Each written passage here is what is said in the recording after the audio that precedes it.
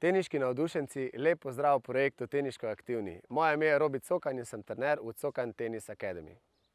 Luc, nazadnje sva si pogledala napadalni udarec, zaključevanje žoge, opazil pa sem tudi, da imaš nekaj težav pri začetnem udarcu. Mogoče sam veš, kje bi ta težava lahko bila?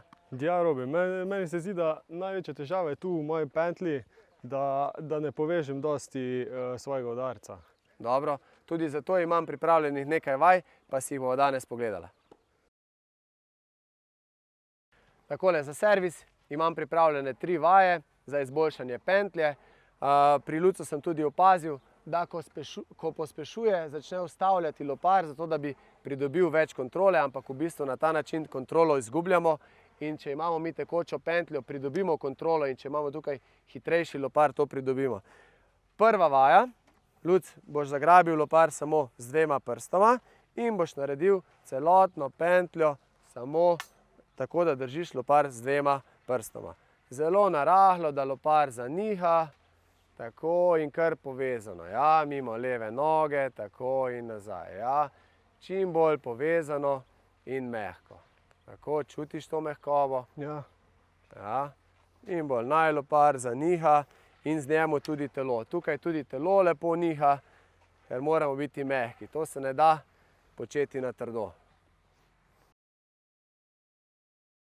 Drugo vajo bova naredila udarec z žogo in brez žoge, ti pa boš poskušal oba udarca narediti čim bolj podobno. To vajo lahko uporabljate praktično za vse teniške udarce, da počnete enega, recimo tudi forehand brez žogice in z žogo, in poskušate tako narediti čim bolj podobno. No, pa poskusiva. Greš brez žogice, tako, in sedaj tekoče, da jaz ti dam žogo, da slišim tvoj lopar. Tako, ja. Nič se čuje. Pa spet greš enega brez žogice, ne rabiš jo vršiti. Ja, pa z žogico in poskušaš čim bolj povezano narediti. Ja, tako, poudarek na zadnjem delu, da gre lopar mimo leve noge, da ga ne ustavljamo. Ja, pa enega brez žogice, greš tekoče, pa da zažvižga. Tako, in z žogo greš tekoče in da zažvižga.